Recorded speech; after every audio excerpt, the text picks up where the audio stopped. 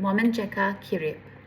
When I first listened to Marambidya Bila, this place, I was distracted by the sounds in my house.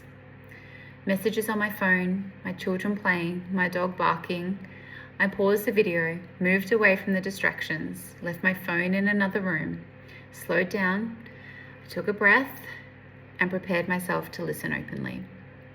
I restarted the video and tried to apply Rinaldi's pedagogy of listening and Dadri listening deeply, openly, and without judgment or interpreting what I heard.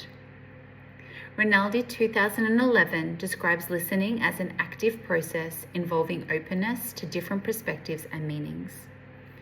Dadri also encourages deep and respectful listening, patience, reflection, and connection. Anganmir 2022.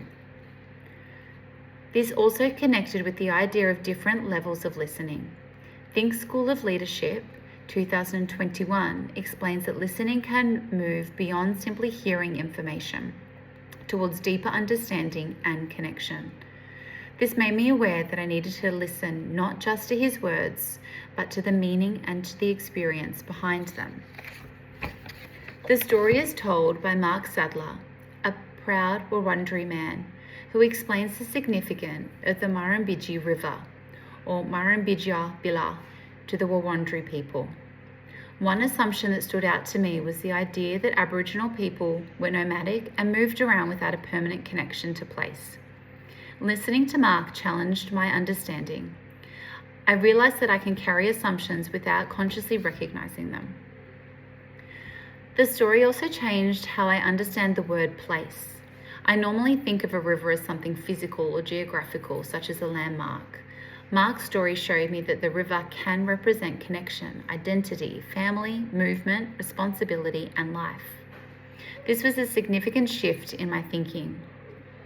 My first instinct was to listen for information, to understand that what the river was and why it was important. However, Dadri encouraged me to slow down and listen more deeply. I became aware that I do not share Mark's cultural experience or lived relationship with country. I therefore needed to listen and recognise that there are cultural meanings and experiences I can't fully understand from my own perspective.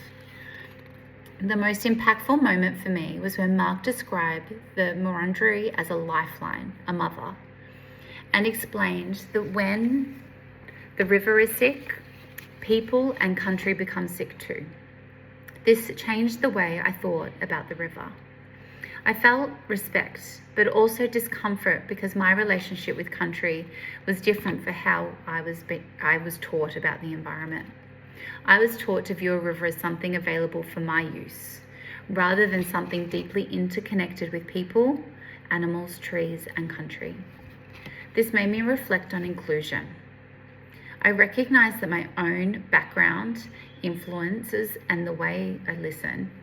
Having knowledge about Aboriginal cultures is not the same as experiencing or belonging to those cultures.